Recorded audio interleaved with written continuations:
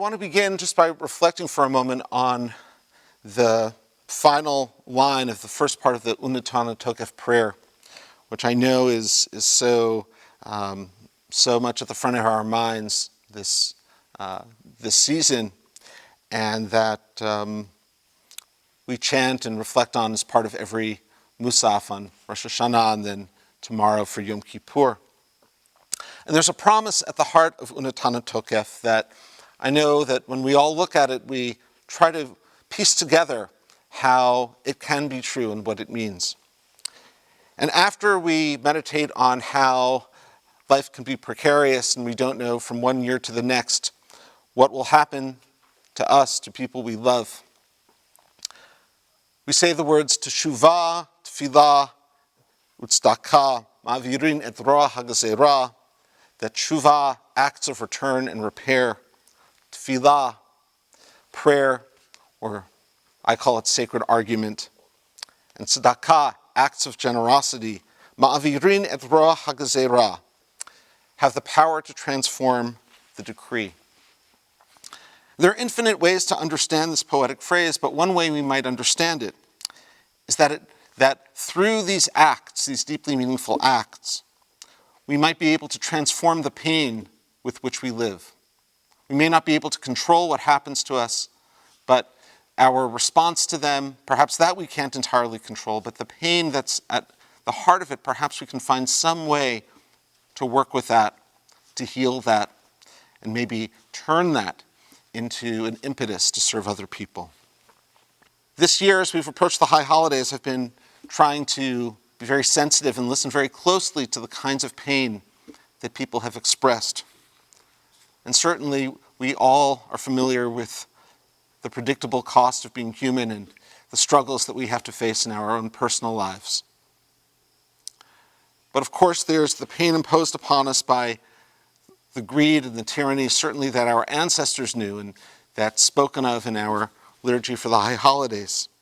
Coming to this Yom Kippur and coming to this high holidays, I've been paying close attention to what people have been carrying, what we've all been carrying. And every high holidays, we come to it with the predictable expectations and also having the predictable costs of being human and struggling with what it is that we bring. But this is a different time. And I think we also are aware of how we bring to this Rosh Hashanah and Yom Kippur an awareness of this historic greed and tyranny that our ancestors knew about and wrote about as part of the Rosh Hashanah and Yom Kippur liturgy. And of course, over these past several months, I think we've all had a much deeper sense of the historical hatreds in this country, the historical racism and the ways in which it's becoming manifest in a new way, has become manifest in a new way. And so tomorrow I'm going to reflect a little bit more on how we address that publicly, but tonight I want to address more about how we address this pain privately, and what do we do with it, and how the promises of the prayer Unatana Tokef says, whatever happens in the year, whatever befalls us in the precariousness of life, we can look to Teshuvah, this path of return and healing and repair, to Tefillah, the prayer, the outpouring of the soul, the sacred argument with God, and Tzedakah, acts of generosity and kindness to mitigate the severity of the decree in some way. And I think we understand that mitigating the severity of the decree has nothing to do with being able to control events around us or being able to sidestep them, but somehow to work with that pain that we receive from the cost of living and from the events in our world around us and our engagement with them. So I want to share with you an essay that I read this year. And it came to me through a means that I'd never really experienced before. And just as the pandemic started, I happened to notice a post from someone I know on Facebook, someone who was a college friend.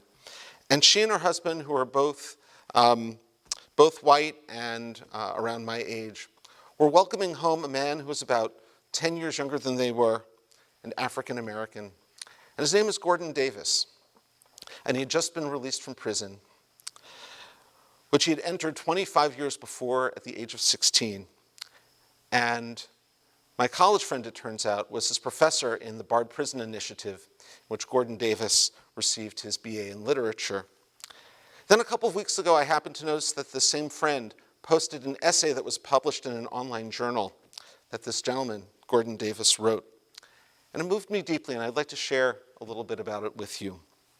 And in the essay, the author gives us a brief glimpse into his personal life, enough to understand, or rather discern, just the bare outlines of his traumatic childhood. He was placed in the foster care system at the age of 7 years old. And only for brief periods of time was he able to live with people who loved him, his grandmother and then his uncle, both of whom died while he was living with them as a child. And then at 16, he was sent away to prison, spending 25 years inside prison for, as he says, a crime that my misguided mind helped me to commit, one that may have led to a murder.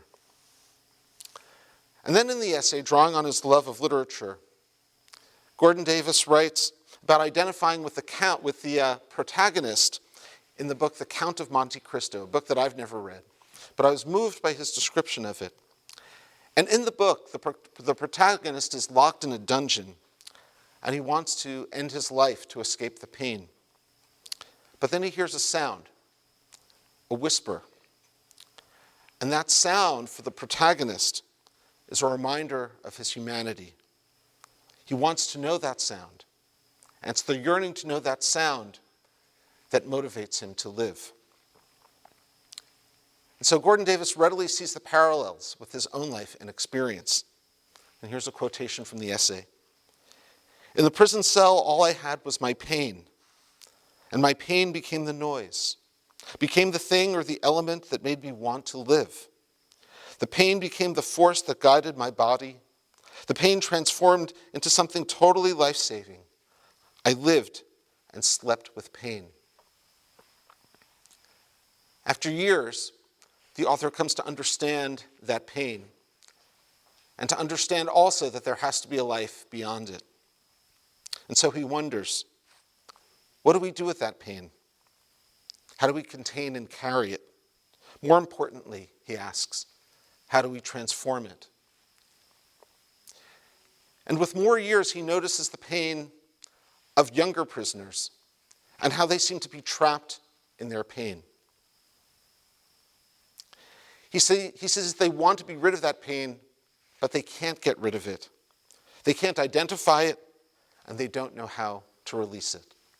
So he says to them, give your pain over to me, because I can bear them.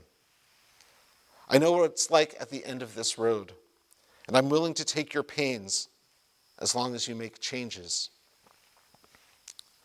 And he concludes his essay by saying, and this is what I try to help people see. We can remove ourselves from the everlasting pain. I know this. I stare down pain every day. So give yours to me and be and live free. And perhaps one day you too will shoulder the pain of another and help set them free. When we see each other's pain, we see a reflection of our own. The depth of these words and all of their wisdom and aspiration and complexity, to me, they're worth a lifetime of Yom Kippurs. And so intuitively, I take the story by Gordon Davis as an example of profound Teshuvah, of wrestling with our inner being and finding a way to challenge ourselves, to change and serve others. But having taken in his words and shared some of them with you, I also feel compelled to ask, is this authentic? Is this the right thing to do? In an era where we're very rightfully sensitive to appropriation, is this the right thing to do? To latch onto his words, his thoughts, his experience as a template for my own, for all of us. So what I can say is that I believe I'm genuinely drawn to his thoughts about the inner life and the inner experience. And I believe he has a lot to teach us about Teshuvah. But really the task on Yom Kippur is not only to look outside of ourselves, but of course to look within ourselves and to ask whether we have had such an encounter with the depth of our being from our own experience. And yet there's something else here too, because there's something about the genuine encounter with another that itself is an integral to the process of teshuvah. It makes us a witness to another person's repair.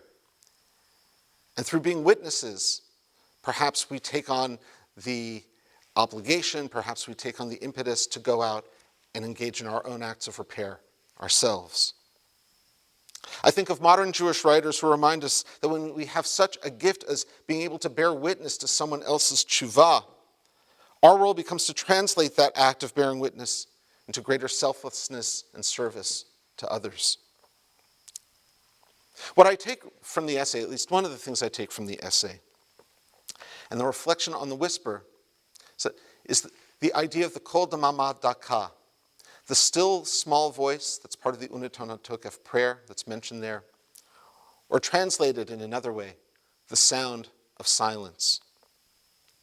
It hangs over all of these holidays as the spiritual experience, the inward experience to strive to cultivate in ourselves and in our own lives. And so in the Unetana Tokef prayer, at the height of our own reflection and introspection, Musaf tomorrow morning, as it was on Rosh Hashanah, we have the words, Uvashofar gadol yitaka, the great shofar will be sounded, v'kol damama daka yishama, and that still, quiet, fragile voice of silence will be heard. So it may be impossible to define what that voice is, that sound of silence, but in our tradition, we have suggestions everywhere. In the Bible, it's the sound of God's voice. After God presents Elijah with thunderous wind and fire, and after the fire, the Kol Damama Daka, that still, fragile, quiet voice of silence. For the rabbis of the Talmud, the Kol Damama Daka is what we experience when we behold even a glimpse of grandeur in our lives that somehow partakes of the grandeur of all creation. And earlier this Rosh Hashanah, I shared the insight of the great modern Hasidic teacher, Shalom Noach Brzezowski, the Slonomer Rebbe who died in the year 2001, who said that the Kol Damama Daka, the still, fragile, quiet voice of silence, is the voice of God speaking back to us in the context of our own lives through the sound of the shofar. Earlier this week, I had the opportunity to speak with the author of the essay, Gordon Davis, on the phone. And mainly, I just wanted to ask him if it was okay if I used his words in this sermon. I wanted to make sure that I was understanding him correctly and that he would be okay with the direction that I took things. But really, I just wanted to talk to him. I wanted to hear his voice, the voice of these deep and compassionate reflections. And he was as deep and reflective and gentle in conversation as he was in his writing. I don't think he necessarily sees the whisper that he identified in his own life and in the book in the way that I do with the Kol Damama Daka, as that voice of the divine presence in the world. But perhaps that's exactly the point. To know, at least through a conversation, that there's this point of shared humanity, but also to understand the difference, the kind of difference that, in this case, sent me looking through my own experience to try to identify the Kol Damama Daka, that still fragile voice, and not being complacent to live vicariously through his. There's something else about that origin story about the Kol Damama Daka that points to both the difference and the shared humanity between myself and this author, and I think with all of us, which is that in the original story, before God brings that voice, and after God brings that voice to Elijah, God asks Elijah, Ma lacha po? Why are you here? Of course, that's the question we all ask ourselves. And in the essay, the author answered that question by saying that his role is to take away other people's pain. And I'm immeasurably moved by that expression of devotion and purpose. And yet, I have to ask myself, is that what we do as Jews? And is that what our tradition invites us or commands us to do? One powerful answer that I learned to this question for the first time this year comes from a 16th century mystical text by the great Rabbi Moshe Cordovero from Tzfat, from the land of Israel. In his book, The Palm Tree of Deborah, which you can actually find online. It's not in heaven, lo bashamayim hi, but it's actually on the internet. You can find it there. And I should also emphasize as I bring up this teaching that I only came to study it this year because of our own Larry Fine, Dr. Lawrence Fine, who led a beautiful community conversation on the depths of the spiritual depths of interpersonal relationships. And the text answers this question, ma lecha po, why are you here? Why are we here? By saying that we exist in relationships of radical empathy. So radical empathy, of course, is not his term, that's my term, but what does he mean by it? And what Rabbi Moshe Cordovero says is something very powerful. He says that in our universal humanity, we connect most deeply, not just over the sameness, but over difference. And when we connect across that difference, we make the presence of God manifest in our lives, while at the same time bringing healing to the world. So Cordovero builds his case in the following way. He says, we're all made from the same stuff, physically and spiritually. So what I do with my body and my actions has to affect somebody else. And similarly, what happens in my spiritual life, in my soul, is going to be bound up in the soul of another person, and what goes on in their soul intrinsically is going to be bound up with me. Now, there are great heights and rapture in the life of a soul, but there's also great suffering. And Cordovero says that as well. That we share in each other's heights and joys, but we also, intrinsically, because we're made from the same stuff, share in each other's suffering. And perhaps that suffering is its greatest when we cause harm to each other, unintentionally most of the time, occasionally intentionally. But what he says is particularly at that moment when we cause pain to each other, that's especially the time we should turn toward each other, even though our impulse may be to create some distance. And he says that's why we're commanded, v'ahavta l'reacha kamocha, you shall love your neighbor as yourself. It's one thing to turn to people when they're showing us appreciation and love, but it's even more of a mitzvah, he says, if we turn toward them when they're showing us anger and bitterness. Now, I strongly believe in healthy boundaries and creating distance when we have to protect ourselves.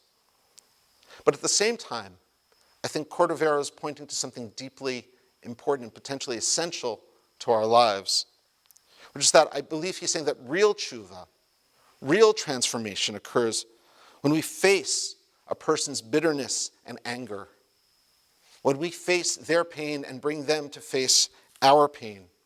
And through that, we create some kind of, if not a resolution, then a workable solution to move forward. Because the most basic component of teshuvah is that we approach this work of healing over a gulf of difference and conflict and hurt. At the whole point, the rabbis tell us, that means that teshuvah holds this prospect of healing, and perhaps the particular kind of healing that comes when we work to take away another person's pain. In such moments, perhaps we realize that our common humanity lies in the recognition that each of us in our own way grapples with the questions that only we can know ourselves through our individual experience.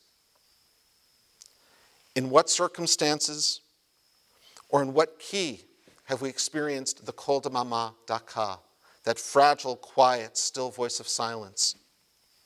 Or maybe we haven't experienced it.